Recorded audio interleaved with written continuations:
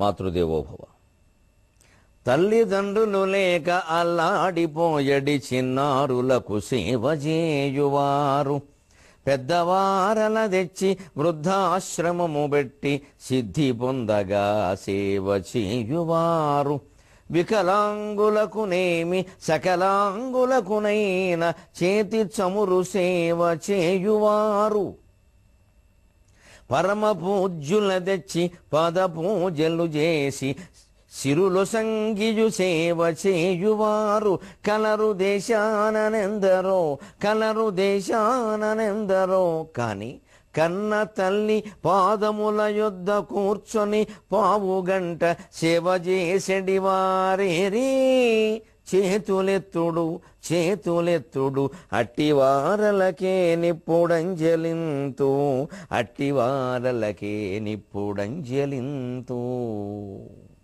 ABN Andhra Jyothi ప్రేక్షక మహాశయులందరికీ నవజీవన వేదం అనే కార్యక్రమంలో 733వ భాగానికి స్వాగతం పలుకుతున్నాం. సిద్ధరసాయనంబుజ ప్రసిద్ధుని పాదములంటు వేళ, చుంబద్దివిజాపగా మధుర భావన బ్రాహ్మణుడెట్లు పొంగెను, పద్దెపు విద్య కొంగునను బంగరు రాయలు పెండెరంబును పెద్దన కాలి కిందొడుగు వేళ, సరస్వతి ఎట్లు పొంగెడి. సిద్ధుడు యాత్రా విశేషాలు చెప్పగానే నాకు చూడాలనుంది, కానీ నాకొక్కటి అనిపిస్తోంది, మిమ్మల్ని ఎందుకు అడుగుతున్నాను అంటే, ఇటువంటి విశేషాలన్నీ మీరు చెప్పినవన్నీ చూడాలి అంటే ఏండ్లునను పూండ్లునను బట్టు, ఇట్టి విచుగుచాను ఎరకలు కట్టుకున్నాను, ఏండ్లును పూండ్లును బట్టు. ఎరకలంటే రెక్కలు కట్టుకుని వెళ్ళినా కానీ సంవత్సరాలు పడతాయి. మీ వయస్సు చూస్తే చాలా చిన్నవాళ్ళ కనిపిస్తున్నారు, మీరు చిన్నదిలా ఉంది, 25 ఏళ్ళు మించి వయస్సు ఉన్నట్టుగా కనపడ్డది, మీరు ఎలా చూడగలిగారు ఇవన్నీ అంటాడు. అసలు ఎందుకు అంత ఆకర్షణ కలిగిందంటే విచిత్రం చూడండి. ఈ తీర్థయాత్ర వచనంలో ఒక్క పుణ్యక్షేత్రం లేదు. ఆయా దిక్కుల్లో ఉండే ప్రకృతి రమణీయ విశేషాలన్నీ వర్ణించారు. ఆ ప్రకృతి రమణీయకత ఎంత బాగుంటుందో చూడండి. తూర్పు దిక్కును వర్ణిస్తున్నాడు. అది ఎట్లుండే గృహస్థ రత్నంబా, రత్నాలు లాంటి గృహస్థువయ్యా నువ్వు, గృహస్థులలో రత్నం, కవిరత్నంలాగా. ఒక మాట విను, తూర్పు దిక్కు ఎలాంటిదంటే, లంబమాన రవిరథ తురంగ ప్రేక్షణ క్షణోద్గ్రీవ చెమర సముదయంబగు ఉదయంబునంగల విశేషంబులు శేష పణికినైన లెక్కింప శక్యంబి. లంబమాన రవిరథ తురంగ శృంగార చారు చామర ఛట ప్రేక్షణ క్షణోద్గ్రీవ చెమర సముదయంబగు ఉదయంబునంగల విశేషంబులు శేష పణికినైన లెక్కింప శక్యంబి. లంబమాన రవిరథం, సూర్యుని రథం ఇలా వెడుతూ ఉంటే కిందికి ఇలా వేలాడుతున్నట్టుగా ఉంటుంది కదా, దానికి శృంగార చామరములు, అందంగా అలంకరించినటువంటి చామరాలు ఉంటాయి. అవి కిందికి ఇలా వేలాడుతూ ఉంటాయి, గాలికి ఇలా ఊగుతూ ఉంటాయి. ఆ చామరాలను చూసి ఆ ఉదయ పర్వతం మీద, తూర్పు కొండ మీద ఉన్నటువంటి చమరీ మృగాలు ఉంటే ప్రేక్షణ క్షణ ఉద్గ్రీవ చమర సముదయం.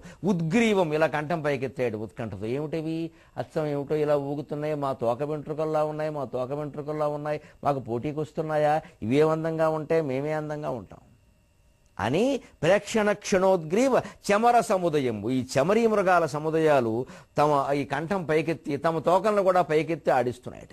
ఉదయం మురంగల విశేషంబులు శేషఫణికినైన లెక్కింప శక్యంబే. సూర్యరథం అలా వెడుతూ ఉంటే వాటికి అలంకరించినటువంటి చామరాలు అలా కిందికి వేలాడుతూ ఉంటే, అవి గాలికి ఊగుతూ ఉంటే, ఆ చామరాలు అనే పేరు వాటికి తమ కుచ్చు, తోక కుచ్చులోని వెంట్రుకల వల్లే వచ్చింది కాబట్టి, తమవా అక్కడవా వేరుగా ఉన్నాయా, తమవా అవి బాగున్నాయా, తమ కుచ్చు వెంట్రుకలు బాగున్నాయా అని తోక పైకెత్తి కంఠం కూడా పైకెత్తి ఇలా విలాసంగా చూస్తున్నటువంటి చమరీ మృగాలని చూడడం ఎంత అందం అన్నాడు. మనం ఎప్పుడైనా యాత్రల్లో ఇలాంటివి పట్టించుకున్నామా? బస్సుకు అడ్డం వచ్చేయనో, లారీకి అడ్డం వచ్చేయనో, కారుకి అడ్డం వచ్చేయనో, రైలు ఆగిపోయిందనో బాధపడ్డమే. యాత్ర అనగానే కేవలం పుణ్యము క్షేత్రము కాదండి, తీర్థము స్నానము కాదండి, కంటికి ఇంపుగా ఉండాలి. ఆ దృశ్యం మనస్సులో ముద్ర వేయాలి. అది సంసార జీవితాన్ని బాగు చేయాలి. అందుకే పూర్వం యాత్రలు పెళ్ళైన కొత్తలో చేయమనేవారు. వృద్ధాప్యం వచ్చాక కాదు యాత్రలు చేయాల్సింది. శంకరాచార్య ప్రశ్నోత్తర రత్నమాలికలో చెబుతారు, జీవితంలో గొప్ప దుఃఖం ఏమిటంటే యో వార్ధకే తీర్థం అంటారు. వృద్ధాప్యంలో తీర్థయాత్ర చేయడమే గొప్ప దుఃఖం అంటాడు. కాలు తీసి కాలు ముందు పెట్టలేడు, అడుగు తీసి అడుగు వేయలేడు, యాత్రకి ఎలా తయారవుతారు? కానీ ఏమిటో మరి విచిత్రం, వాళ్లే తయారవుతారు. సరే అసలు చేయనప్పుడు అప్పుడైనా చేయడం మంచిది, అసలు చేయకపోవడం కంటే అప్పుడు చేయడం మంచిది. కానీ అప్పుడు కూడా అసలు ఒక ప్రకృతి సుందర ప్రదేశంలో ఒక చెరువు చెట్టు ఉన్న చోట ఒక అరగంట కూర్చుందామని దంపతులకు ఎందుకు అనిపించదండి? ఆ గుడి చూద్దామా, ఈ గుడి చూద్దామా, ఇక్కడ ఏదో ప్రసాదం తీసుకుందామా, ఇక్కడ ఏదో మొక్కుబడి చెల్లిద్దామా, అక్కడ దీపం పెట్టేద్దామా, ఇక్కడ రవికల గుడ్డ దానం ఇద్దామా, ఇక్కడ కుజగ్రహానికి ఎర్రగుడ్డ కప్పేద్దామా, అక్కడ సూర్యగ్రహానికి చంద్రగ్రహానికి తెల్లగుడ్డ కప్పేద్దామా, తద్వారా ఏదో పుణ్యం సంపాదించుకుందామా, ఇంకా మనవాళ్ళు మనవరాళ్ళు పుడతారు, ఈ ఆశలేనా? ఇవి ఏవీ లేకుండా ప్రకృతితో మమేకమే మనం ఉండలేమా? అందుకే ఇక్కడ దక్షిణ దిక్కు వర్ణిస్తున్నాడు చూడండి. అంధకరిపు కంధరావ సవాసుకి వియోగ భవదుర్యథా భోగ భోగిని భోగభాగ పరివేష్టిత పటీర వెటిపి వాటికా వేళ్ల దేరా లతా వలయంబగు మలయంబునంగల చరువకు విలువయ్యేది. అంధకరిపు, అంధకాసుర శత్రువు శివుడు. కంధరావాస, శివుడు కంఠంలో ఉండేటువంటి పాము వాసుకి. వాసుకి వియోగ భవ దుర్యథా భోగభాగిని భాగములు. ఆ వాసుకి భార్యలు, అవి దక్షిణ దిక్కును ఉంటాయి. ఎందుకంటే మంచి గంధపు చెట్టు అక్కడ ఉంటాయి, మలయ పర్వతం అక్కడ ఉంది. భర్త ఏమో కైలాసంలో ఉన్నాడు ఉత్తర దిక్కుని, ఈ ఆయన భార్యలేమో దక్షిణ దిక్కును ఉన్నాయి. అంబాజీపేటలో భర్తను, అమెరికాలో భార్య ఉన్నట్టే. ఇక్కడ సంసారం ఇక్కడ అమలాపురంలో పెట్టేసి అమెరికాలో ఉద్యోగం చేస్తారు చూడండి కొంతమంది, అప్పుడప్పుడు వస్తామన్నట్టుగా. ఒక్కోసారి పరిస్థితి హైదరాబాదు అమెరికా ఏదైనా సరే అలాంటి పరిస్థితేనండి. నిజంగా విరహాన్ని ఎలా తట్టుకోవాలంటే దుర్వ్యథా భోగ భోగిని భోగభాగ పరివేష్టిత పటీర వెటపి వాటిగా వేళ్ల ఏలాలత వలయంబగు మలయంబు. మలయ పర్వతం ఉందిట, అందులో మంచి గంధపు చెట్లు బాగా ఉన్నాయట. వాటికి ఏలకీ తీగలు, ఏలక్కాయలు అంటాం కదా, ఆ ఏలకీ తీగలు ఎలా అల్లుకుని ఉన్నాయట సుగంధంతో. ఆ పాములకు ఆ సుగంధం, మంచి గంధం, ఏలక్కాయలు అవి వాటికి చాలా ఇష్టం. అందుకని ఆ చెట్లకు చుట్టుకుని మాటి మాటికి ఇలా అంటూ అవి తమ భర్త శరీరమైన ఆ చెట్టుకు అటు ఇటు ఇలా తాకిస్తూ తమ పడగల్ని ఆ రకంగా విరకవేదనను కొంత పోగొట్టుకుంటున్నాడు ఆ చలవదనం వల్ల. అంత చలవ ఉందండి మలయ పర్వతాల్లో మంచి గంధపు చెట్ల మధ్య. మనం కేరళ వెడితే ఆస్వాదించాల్సింది అది. ఆ గుడి చూసాం, ఈ గోడ చూసామని కాదు ఎంతసేపు. గుళ్ళల్లో జనం పెరుగుతున్నారు విపరీతంగా. ప్రకృతి సుందర ప్రదేశాల్లో ఒక్కళ్ళు లేరు. కానీ విదేశీయులకు తెలుసండి ఈ మర్మం. వాళ్ళు మన దేశం వస్తే ఆ ప్రకృతి సుందర ప్రదేశాలు కూడా బాగా చూస్తారు. వాళ్ళు అక్కడ కూడా ఫోటోలు తీసుకుంటారు, అక్కడ కూర్చుంటారు. అసలమైతే ఒక రాత్రి మకాం పెట్టేస్తారు. నేను సింగపూర్లో చూశాను వాళ్ళ ప్రకృతి ఆరాధన. సింగపూర్లో ప్రతి శనాదివారాల్లో ఆ సముద్ర తీరంలో కనీసం ఒక తీరంలో చూశానని నేను ఒక చోట. అక్కడ ఒక 10-15 గుడారాలు ఉన్నాయండి. నేను ఆదివారం పొద్దున్నే పెడితే 10-15 గుడారాలు. 6ంటికి వెళ్ళాను కావాలని, సూర్యోదయం చూడాలని భార్యాభర్త ఇద్దరం వెళ్ళాం. మాకు అటువంటివి ఇష్టం. ఒక 10-15 గుడారాలు ఉన్నాయండి. ఒక చిన్న డేరా గుడిసె లాంటిది, అన్నీ అదేదో ప్లాస్టిక్ గుడ్డలతో చేశారు. దాని లోపల తండ్రి తల్లి కొడుకు ముగ్గురు ఉన్నారు. చిన్న సర్దుకుని ఆ పూటకే కదా ఏదో తెచ్చుకున్నారు, ఇంత రొట్టె మొక్క తినడానికి చాలు. అయ్యో కెమెరాలు తెచ్చుకున్నారు, ఆ సముద్రాన్ని చూస్తున్నారు, ఆ ఓడలు, ఆ చేపలు పట్టేవాళ్ళు అవి చూస్తున్నారు. రాత్రి అక్కడే పడుకున్నట్టు వాళ్ళు, రాత్రి అక్కడే పడుకున్నట్ట. ఆదివారం పొద్దున 11 గంటల వరకు ఉంటారట. ఏదో ఆడుకుందుకు పేకలాంటివి ఏవో తెచ్చుకునే ఉంటారు, ఆట బొమ్మలు అవి ఇవి. పక్కన వలలు పెట్టుకున్నారు చేపలు పడ్డానికి సరదాగా. ఇది జీవితాన్ని సుందరంగా గడపడం అంటే. ఓ సముద్ర తీరంలో పడుకునే సాహసం మనం ఎవరైనా చేశామా? అక్కడ ఏదైనా దేవాలయం ఉందంటే వీళ్ళు అది కూడా ఏదైనా పుణ్యం ఉందంటేనే. ఇక్కడ ఏదో గర్భరక్ష అంబికట, గర్భం నిలబడడం లేదు అంటే అక్కడికి వెళ్ళొచ్చుట. ఇక్కడేదో సంతాన గోపాలస్వామిట, పిల్లలు లేని వాళ్ళు అక్కడికి వెళ్ళొచ్చుట. ఇక్కడేదో కళ్యాణ వెంకటేశ్వరుట, పెళ్లి కాని వాళ్ళు అక్కడికి వెళ్ళొచ్చుట. ఇలాంటిది ఏదో ప్రత్యేకత పెడితే మనం ఆ గుడికి వెళ్తాం, లేదా గుడికి కూడా వెళ్ళాం. అందుకే కొన్ని గుళ్ళకి నన్ను మన్నించండి, లేని ప్రత్యేకతలు పెడుతున్నారు, మాయలు ప్రచారం చేస్తున్నారు లేనివి. మాకు అనుభవం ఎక్కడికే వెళితే మా గుడి గురించి చెప్పండి, మా గుడి గురించి చెప్పండి. ఏమిటయ్యా నీ గుడి ప్రత్యేకత? ప్రపంచంలో అనేక గుళ్ళు ఉన్నాయి, అందులో ఇది ఒకటి. ఏమిటా ప్రత్యేకత అంటే ఏదో చెప్పమంటాడు, లేకపోతే మమ్మల్ని పిలిచింది ఎందుకంటాడు. అంటే ఇదంతా అడ్వర్టైజ్మెంట్, ఇది ప్రచారం. తీరా చెప్పిన తర్వాత మేము ఏదో చెబుతాం, అక్కడ ఇవి జరగలేదనుకోండి, ఆ కోరికలు తీరలేదనుకోండి, మా మీద దురభిప్రాయం రాదా? నన్ను ఎలా చేయమంటారు ఆ పనులు? నేనైతే చేయలేను, ఆత్మవంచన చేసుకోలేము. అది నిజం కాదని నాకు తెలిసినప్పుడు ఎవరో చెప్పమంటే నేను ఎలా చెబుతాను? ఆత్మకి జవాబు చెప్పుకొద్దా రేపొద్దున? వారు చేసే సత్కారాలు, ఆ గుడి, ఆ సమావేశం అన్నీ అయిపోతాయి. ఆ సమావేశం నా ఆత్మ ఎప్పుడూ నాతో ఉంటుంది, నా మనస్సు నాతో ఉంటుంది. అది ప్రశ్నించదా నువ్వు చేసిన పని ఏమిట్రా, చెప్పింది అబద్ధం కాదా అని? అక్కడ ఆ మహిమ నువ్వు చూసావా నీ కళ్ళతో? లేకుండా ఎలా చెబుతున్నావు? పోనీ ఏదైనా బాగా ప్రసిద్ధమైనటువంటి భారతమో రామాయణమో భాగవతమో గ్రంథంలో ప్రమాణం ఉంటే వేరు ఏమీ లేదయ్యే, అన్నీ పుట్టించిన కథలే. ఎవరు రకరకాలు పుట్టించేస్తారు వ్యాపారం కోసం. ఇక్కడ ఈ కోరికలు తీరాయి, అక్కడ ఆ కోరికలు తీరాయి. కోరికలు తీరడమేనా? అసలు ఏమీ కోరకుండా ఒక నదీ తీరంలో ఒక అరగంట కూర్చోలేమండి మనం. అన్ని కోరికలు తీరినట్టు అనిపించదా? వాసుకి వియోగాన్ని భరించలేక తప తప తప కొట్టుకుంటూ ఆ పడగలతో అలా మంచి గంధపు చెట్లని అలా మర్దన చేస్తున్నాయి. ఆ ఏలక తీగల సుగంధాన్ని ఆగ్రహించి ఆ సుగంధంలోనే భర్తృసౌఖ్యాన్ని పొందుతున్నాయి. అటువంటి మలయ పర్వతం మీద ఎంత చల్లగా ఉంటుంది అంటే, మలయంబునంగల చలువకు విలువ ఏది, మలయము చలువ విలువ. ఎంత అందమైన మాటలు! మా భోగభాగిని భోగభాగ పరివేష్టిత పటీర వెటిపి వాటిగా వేళ్లదేరాల తావలయంబగు. ఆ భాష ఏమిటండి? ఇక్కడ ఇలాంటి భాషే వాడాలి.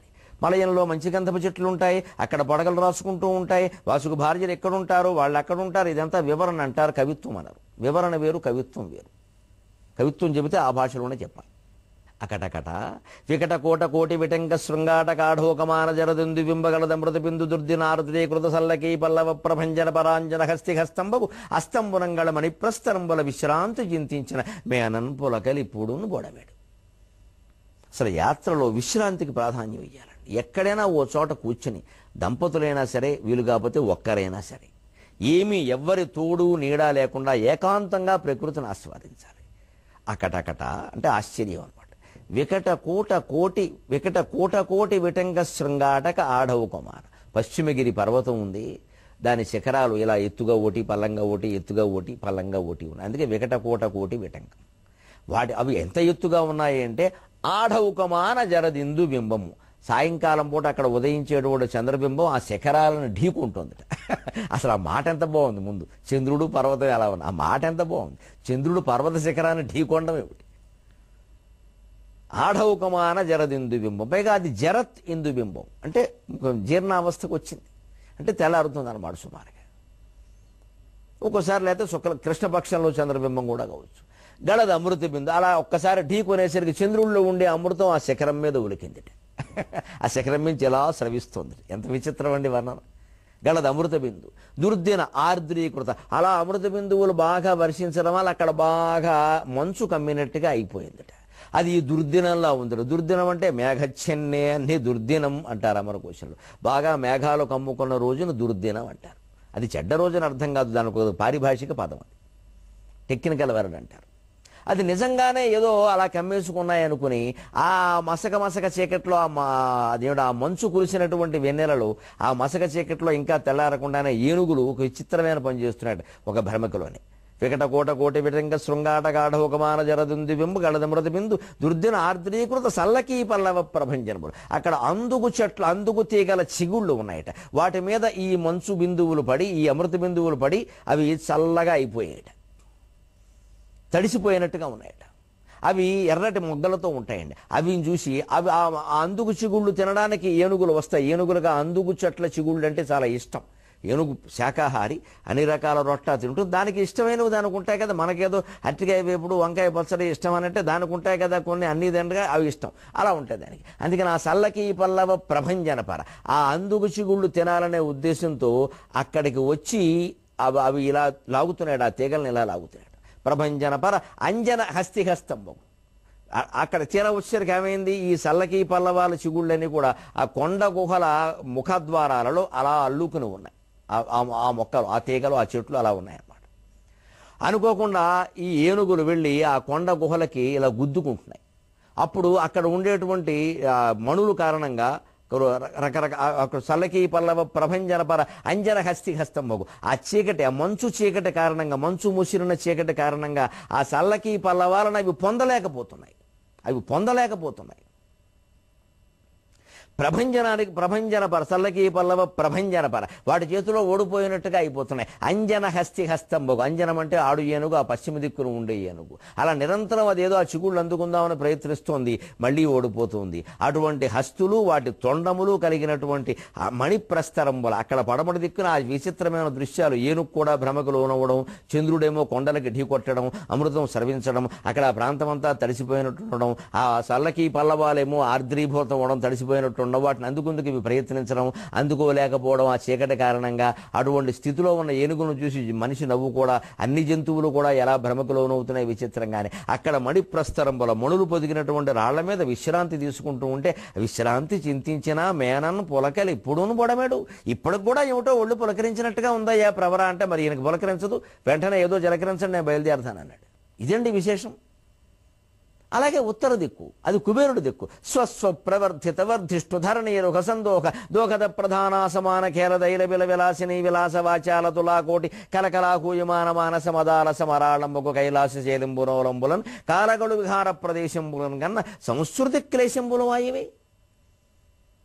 కుబేరుని యొక్క స్త్రీలు, యక్ష మహారాజు భార్యలు, ఇతర రాజబంధువుల భార్యలు, కన్యలు, వాళ్ళు అక్కడ స్వస్వ ప్రవర్ధిత వర్ధిష్ఠు ధరణీయలోకములు, వాళ్ళు సొంతంగా మొక్కల్ని పెంచుతున్నారు. అక్కడ వాళ్లే నీళ్లు పోసి దాసీలను పోయమంటం లేదు.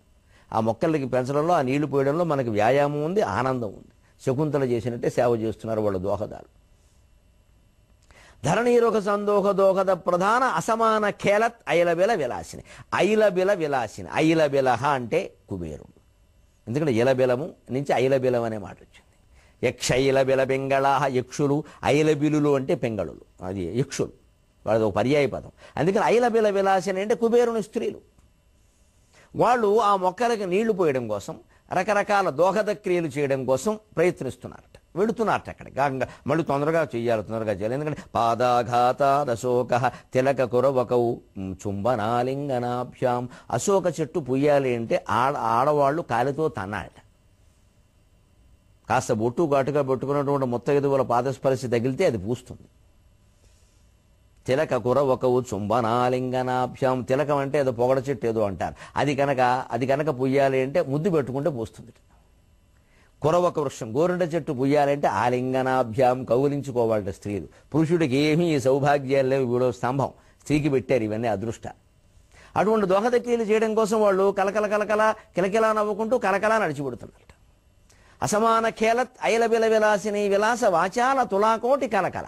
వాళ్ళు వెడుతూ ఉంటే తులాకోటి, వాళ్ళ కాలి అందలండి, తుల అంటే కాలి అందే. ఆ కాలి అందలు రవళి చేస్తున్నాయి, గలగలగలగలగల మోగుతున్నాయి. దాన్ని బట్టి కలకలాకుయమాన మానస మదానస మరాళం. అప్పుడు మానస సరోవరంలో ఉండేటువంటి హంసలు మన్నే పిలుస్తున్నారు, మనం వెళదాం అని చెప్పి నడుచుకుంటూ వెడుతున్నాయట. ఆ రకంగా హంసల నడకన వాళ్ళు అనుకరిస్తున్నారో, వాళ్ళ నడకన హంసలు అనుకరిస్తున్నాయో తెలియడం. స్వస్వ ప్రవర్ధిత వర్ధిష్ణు ధరణీరుహ సందోహ దోహద ప్రధాన అసమాన ఖేలద ఐలబిల విలాసిని విలాస వాచాల తులాకోటి కలకల అహూయమాన మానస మదానస మరాళంబుకు కైలాస శైలంబునోలంబునన్ కాళగళ్ళు విహార ప్రదేశంబులను గన్న సంస్కృతి క్లేశంబులు వాయివి. ఇందులో చూడండి, ఐలబిల విలాసిని కలకల అహూయమాన లలలలలలల అంటే వాళ్ళు గలగలగలా చేసేటువంటి అందెల చప్పుడికి ధ్వని, అందుకని లకారం వాడాడు, మలయంలో చలువకు వాడినట్టు. అటువంటి మానస సరోవరం ఉండేటువంటి ప్రాంతంలో వాళ్ళు దోహద క్రియలు చేపడుతూ ఉంటే, నీళ్లు పోస్తూ ఉంటే, మానస సరోవరంలో హంసలు వాళ్ళని అనుసరిస్తూ ఉంటే, అక్కడ కాళగలు విహార ప్రదేశములు, శివపార్వతులు విహారం చేసిన ప్రదేశం కదా ఉత్తర దిక్కు హిమాలయ పర్వతం. ఆ ప్రదేశాల యొక్క గొప్పదనాన్ని అనుభూతి చెందుతూ అక్కడ తిరుగుతూ ఉంటే కైలాసశైలంబునోలంబులను కాళగలు విహార ప్రదేశంబులను గలుట బహుజన్మకృత సుకృత పరిపాకంబులను గాక ఎరచే కోరినేచ్చు. ఇది దేవతా సందర్భం కాబట్టి పుణ్యం అనే మాట వాడాడు. ఎన్నో జన్మల పుణ్యం ఉంటే గాని చేకూరుతుందా అన్నాడు. ఇంకొక మాట, భూమధ్యరేఖా ప్రాంతం మేరు పర్వతం. సతత మదజల శ్రవణ పరాయణ ఐరావణ విషాణ సముట్టంకిత సతత మదజల శ్రవణ పరాయణ ఐరావణ విషాణ సముట్టంకిత కటక పరిస్ఫురత్ కురువింద కందళ వ్రాత జాత అలాత శంక అపసర్పద అభ్రమ భ్రమీ విభ్రమ ధురంధరంబగు మేరు ధరాధరంబగు మేరు ధరాధరంబు శిఖరంబుల సోయగంబులు కరయం గనుగొనుట బహుజన్మకృత సుకృత పరిపాకంబులను గాక ఏల చేకూర నేర్చు. మేరు పర్వతంలో ఉండేటువంటి సొగసులు, అక్కడ సతత మరజల శ్రవణ పరాయణ, ఎప్పుడూ మదించినటువంటి ఏనుగుల చెక్కెల నుంచి ద్రవం కారుతూ ఉంటుంది. అంత మదించి మంచి వయస్సులో ఉన్న ఏనుగులు అన్నమాట, మదపుటి ఏనుగులు అంటారు. ఐరావణ విషాణములు, వాటికి సహజంగా ఈ కొమ్ముల భాగాల్లో బాగా దురద ఉంటుంది గట్టిగా, ఆ మదం కారణంగా. పైగా ఈ కారుతున్నటువంటి ద్రవం కారణంగా ఇంకాస్త చికాగ్గా ఉంటుంది. దాని మీద ఈగలు వాలుతూ ఉంటాయి, ఒక రకమైన కణుదురీగలు అంటారు, అవి వాలుతూ ఉంటాయి. వాటికి చాలా చికాగ్గా ఉంటుంది. అది పోగొట్టుకుందుకు అవేం చేస్తాయి, ఆ మేరు పర్వత గుహలు ద్వారాలు ఉంటాయి, ఆ ద్వారాలకి ఇలా రాసుకుంటూ ఉంటాయి. శ్రవణపరాయణ ఐరావణ విషాణ సముట్టంకిత. ఆ ఏనుగు కుంభస్థల ప్రాంతాల్లో ఉండే కొమ్ములతోటి, పొట్టు కొమ్ములతో ఇలా ఇలా ఏదో రాసుకుంటూ ఉంటే ఆ కుంభస్థలాలతోటి అక్కడ కొండ గుహలన్నీ కూడా కురువింద కందళములు, గురువింద గింజలు తీగలు వ్యాపించి ఉంటాయి. అక్కడ ఎరుపు నలుపు, పైన ఎరుపు కింద నలుపు, అలా ఎరుపు నలుపు అక్కడ వ్యాపించి ఉండి ఆ గురువింద గింజలు ఒక్కసారిగా ఇవి ఇలా గుద్దుకోవడం వల్ల, రాసుకోవడం వల్ల ఆ గింజలు ఇలా పైకి లేచాయట. ఎర్రటి కాంతులు, నల్లటి కాంతులు వ్యాపించాయి అనమాట. సతత మదజల శ్రవణ పరాయణ ఐరావణ విషాణ సముట్టంకిత కటక పరిస్ఫురత్ కురువింద కందళవ్రాత జాత ఆలాద శంక అపసర్పద అభ్రముభ్రమీ విభ్రమ ధురంధరంబగు మేరు ధరాధరంబు శిఖరంబుల సోయగంబులు కలయన్గనం కొనట బహుజన్మకృత సుకృత పరిపాకంబునన్ గాక ఏలచేకూర నేర్చు అంటాడు. ఏనుగులకి కుంభస్థలాల ప్రాంతాల్లో, ఈ చెక్కిళ్ల ప్రాంతాల్లో సహజమైనటువంటి కండూతి ఉంటుంది కాబట్టి అవి మేరు పర్వతం మీద ఉండే గుహల దగ్గరికి వెళ్ళి ఆ గుహా ముఖద్వారాలకి ఇలా రాసుకోవడం ద్వారా ఆ కండూతి పోగొట్టుకోవాలని ప్రయత్నిస్తున్నాయట. అక్కడ గురువింద గింజల తీగలు అలా అల్లుకుని ఉన్నాయి కాబట్టి ఇలా రాసుకోవడం వల్ల ఆ గింజలు ఊరికే ఇలా పైకి లేచి ఎగిరిపడుతున్నాయట. అవి ఆలాత శంక, నిప్పు కణికెల్లా ఉన్నాయట, ఎర్రటి గింజలు కాబట్టి. మండుతున్న బొగ్గు కణాల్లో ఉన్నట్టు, ఎందుకంటే కింద నల్లగా ఉంటుంది కాబట్టి. అవి చూసి నిజంగానే నిప్పులు అనుకుంటాడు. చూడండి, ఇంత పెద్ద ఏనుక్కి అడవిలో ఏ జంతువు కంటే కూడా, అన్ని జంతువుల కంటే పెద్ద శరీరం కలిగిన ఏనుక్కి, దేన్నైనా అణగదొక్కేయగలిగిన ఏనుక్కి అగ్గిపుల్ల చూపిస్తే పారిపోతుందండి, అంతకంటే ఏం లేదు. అగ్గిపుల్ల చాలు. నిప్పు అంటే పిచ్చి భయం దానికి. ఏనుగులు పట్టుకునే వాళ్ళు అలాగే పట్టుకుంటారు. ప్రతివాడు కడవంత గుమ్మడికాయ కత్తిపేటకు లోకుమని ఎవరి లొసుగులు వాడుకుంటాయి. ఆ లొసుగు పట్టుకోవాలి. వాడు చాలా పెద్దవాడు, వాడు చాలా పెద్దవాడు, వాడికి చాలా చిన్న లక్షణం ఒకటి ఉంటుంది, అది పట్టుకోవాలి. ఆ చిన్న లక్షణం పట్టుకుంటే మేరు పర్వతం మన కాళ్ళ దగ్గరే ఉంటుంది. పాము, మనం చాలా భయపడతాం పాము గురించి. కానీ ఇటీవల నేను దానికి సంబంధించిన కొన్ని గ్రంథాల్లో చదివాను. పాముకి విపరీతంగా అలసట ఎక్కువ. ఇట్టే అలసిపోతుంది. ఇట్టే బుస్ బుస్ బుస్ ఉంటుంది. మనం భయపడి పారిపోతాం. పారిపోకుండా అక్కడ నిలబడి ఓ కర్ర గనక దానికి అందించగలిగితే బుస్ బుస్ బుస్ తుస్ అంతే అయిపోయింది. 3 బుస్సులు 4సారి తుస్సే అంతే. దాని పద్ధతి అంతే, దానికి అంతకంటే లేదు ఓపిక. అప్పుడు తోకట్టుకు లేవదీయచ్చు. పాములు పట్టుకునేవాళ్ళు, పాములను ఆడించేవాళ్ళు వాళ్ళు ఇలాగే చేస్తారు. వాళ్ళకి రహస్యం తెలుసు. కాదు, ఆ 3 బుస్సులు తట్టుకునే ధైర్యం ఉండాలి ఈరోజు బస్సు ఎక్కకుండా. మనకు అది లేదు కాబట్టి పాము అమ్మో అమ్మో అమ్మో పాము ఏం లేదు, అది చచ్చిపోతుంది మనం చూసి. అసలు మనిషిని చూసి పాము భయపడాలండి. ఎందుకంటే దానికి తలలోనే విషం ఉంది, కరుణకు నిలువెల్ల విషము కదా రాసుమతి. మనలో కొందరికి మొత్తం కింది నుంచి పై వరకు విషమే ఉందండి. మనం చూసి అది భయపడాలి కానీ దాన్ని చూసి మనం భయపడ్డం ఏంటండి? అది మన కాటేస్తే మనకి ఏం జరుగుతుందో చెప్పారు కానీ పొరపాటున మనం కాటేస్తే కాటేకాల చేత్తో ముట్టుకుని అది పోతుంది. మనకి నిలువెల్ల విషమేగా, తెలియక భయపడతాం. అలాగే ఏనుక్కి ఒక బలహీనత ఏమిటంటే నిప్పు. అగ్గిపొల చూపిస్తే అంటుంది ఒకసారి, అంతే. కాగడా చూపించడమే పడిపోతుంది. అది ఆ గురువింద గింజలు ఇలా పైకి లేచేసరికి నిప్పు కణాలు అనుకుని విస్ఫులింగాలు మినుగురు పురుగుల్లాగా ఏవో నిప్పు కణికలు అనుకుని వెనక్కి వెళ్ళిపోతున్నాయి. మళ్ళీ ముందుకు వస్తున్నాడు, ఆ దురదకు తట్టుకోలేక రాసుకుందామని. ఇవి ఇలా లేస్తుంటే నిప్పు కణాలు బాబోయ్ ఇక్కడ ఎవరో అగ్ని పెట్టారు బాబోయ్ అని వెనక్కి వెళ్ళిపోతున్నాడు. ఈ చర్యలను చూసిన వాళ్ళు ఆశ్చర్యపోతున్నట్ట. చూడడానికి వీళ్ళకెంత ధైర్యం ఉండాలి. ఆలాత శంక అంటే నిప్పు కణికలనే భ్రమతో అపసర్పత్ పక్కకి జరిగిపోతున్నాయి. అభ్రముభ్రమి శీర్ఘ అభ్రము ఆ దిక్కులో ఉండేటువంటి ఏనుగు, ఆడ ఏనుగులు, మగ ఏనుగులు. అభ్రముభ్రమి విభ్రమ ధురంధరం అలా గిరగిర తిరుగుతుంది. ఏనుగు భయం వేస్తే అలా దూకుతుంది. మేరు ధరాధరంబు శిఖరంబుల సోయగంబుల కలయన్గనుకొనట. అటువంటి మేరు పర్వతం యొక్క శిఖరాల అందాలు చూడాలి అంటే బహుజన్మ కృత సుకృత పరిపాకంబులను గాక ఏల చేకూరలేదు. ఎన్నో జన్మల పుణ్యం చేసుకుంటే కానీ అటువంటివి చూడలేమయ్యా అని వర్ణించాడు. మరి అటువంటిప్పుడు ఇతనికి చాపల్యం కలిగిందంటే కలగదని మనం కూడా యాత్రలు చేస్తున్న వాళ్ళం గుళ్ళోకి వెళ్ళొచ్చు, తీర్థాలు పుణ్యాలు మంచిదే. కానీ అక్కడ ఏమైనా కాస్త బాబు ఒక ఉద్యానవనం ఉందా, ఓ సముద్ర తీరం ఉందా, ఓ సరస్సు ఉందా, ఏదైనా ఒక మంచి ప్రకృతి సుందర ప్రదేశం ఉందా అని విచారణ చేసి అక్కడికి కూడా ముఖ్యంగా భార్య భర్త వెళ్ళి, వీలైతే ఒక్కళ్ళైనా వెళ్ళి అక్కడ కూర్చుని ఆస్వాదించాలి. వీరు రానంటే వారైనా వెళ్ళాలి. ఎవరికి దక్కే ఆనందం వారిది. ఏం చేస్తాం రానంటుంటే ఎవరైనా అంతే. ఎందుకంటే ఎవరు అభిరుచులు వారుకుంటారు. ఇద్దరికి ఒక అభిరుచి ఉంటే మంచిదే. లేదు ఒకరికి లేకపోయినా ఇంకొకరి గురించి అయ్యో ఆయనకి ఇష్టం, ఏం పర్వాలేదు ఆయన కోసం పెడతాం, ఫోన్లే ఆవిడకి ఇష్టం ఆవిడ కోసం పెడతాం, తప్పు లేదంటే దాంపత్యం అంటే అంతే. అలా ప్రకృతి సౌందర్యాన్ని కూడా ఆస్వాదించగలిగితే ఎవ్వరూ లేకుండా మన ఇంట్లో కిటికీ బయట ఉండేటువంటి వేప చెట్టును చూస్తూ మనం గడిపించండి. ఉడత పైకి కిందికి దిగుతుంటే అలా చూస్తూ గడిపేయచ్చండి, అది కూడా భగవత్ స్వరూపమేనండి. ఆ బ్రహ్మకీట జనని, ఆ ఉడతలో కూడా ఉన్నది అమ్మవారే, మనలో ఉన్నది అమ్మవారే, అన్నిట్లోనూ ఉన్నది ఒకటే. ఆ భావన తెచ్చుకోగలిగితే అప్పుడు దేవుడు లేనిది ఎక్కడా, దైవభక్తి లేని సమయం ఎక్కడా, దైవసేవ కాని పని ఏది? ఇంత గొప్ప ప్రయోజనం ఉంది యాత్ర వల్ల. రైల్లో వెడుతున్నాం, నిజానికి విమానాల్లో వెళ్ళడం కంటే రైల్లో వెళ్ళడం అదృష్టం, ఎందుకంటే కిటికీలోని చాలా చూడగలుగుతాం. అసలు దృశ్యం తర్వాత దృశ్యం అతివేగంగా వెళ్ళిపోతూ ఉంటే ఈ ప్రపంచం మాయా అనే విషయం నాకు శంకరాచార్య చెప్పినటువంటి మాట రైలు ప్రయాణాల వల్లే ఖాయమైంది. నిజంగా మాయ, నిజంగా మాయ, ఎంత వేగంగా పారిపోతుంది ఇది మాయే అని నాకు అక్కడే రూఢయింది. నిశ్చింతగా ఉంది జీవితం. ఇంకా అలాంటి ప్రయోజనం పొందాలి. సిద్ధరసాయనంబు జపసిద్ధుని పాదములంటు వేళ, అలా అనగానే ఆయన ఏదో ఒక రసాయనం తీసి పూశాడు. శగ సిద్ధుడు అంటే రసాయన శాస్త్రవేత్త, ఇంగ్లీష్లో కెమిస్ట్ అంటారు. పూర్వం రసాయన శాస్త్రవేత్తల్ని సిద్ధులు అనేవారు. ఈ సిద్ధులు, సాధ్యులు, యక్షులు, గంధర్వులు, కిన్నెరులు, ఇవి రకరకాల పారిభాషిక పదాలు, ఒక్కొక్కరు ఒక్కో దాంట్లో నిష్ణాతులు. గంధర్వులు గానంలో, సిద్ధులు ఈ రసాయనాలు కనిపెట్టడంలో, కిన్నెరులు వీణావాయిద్యంలో. అందుకే వీణనే కిన్నెర అంటారు స్వయంగా, వీణావాయిద్యంలో. కింపురుషులు మరో విద్యలో, అందరూ తలో రకమైన విద్యలను ఆరితేరారండి వాళ్ళు. అలాగ చుంబ దివిజాపగా ఆ పాదలేపం ఏదో తీసి పూశాడు. అది ఇది అని అనట్టి అంటాడు అలసాని పెద్దలు గారు. దాని పేరు చెప్పాలా, దాన్ని ఎలా తయారు చేసాడో చెప్పాలా, ఎందుకంటే అలా చేస్తే కొందరు వ్యాపారాలు పెట్టేస్తారు, ఇక్కడ దొంగ మందులు అమ్మేస్తారు. అసలు కాలికి ఏదైనా పాదలేపం రాయగానే ఎక్కడికి తలుచుకుంటే అక్కడికి వెళ్ళిపోవచ్చు అంటే ఇక ఆ మందు కోట్ల రూపాయలు పెట్టి కొంటారు, ఇంక కోట్ల రూపాయలు. అప్పుడే నకిలీ మందులు తయారవుతాయి. చుంబద్దివిజాపగా ఆకాశాన్ని ముద్దు పెట్టుకున్న అనుభూతి పొందేట. మధుర భావన బ్రాహ్మణుడెట్లు పొంగెనో, అంతే. అక్కడికి వెళ్ళాక హిమాలయాన్ని చూశాక కూడా అటువంటి అనుభూతి పొందాడు.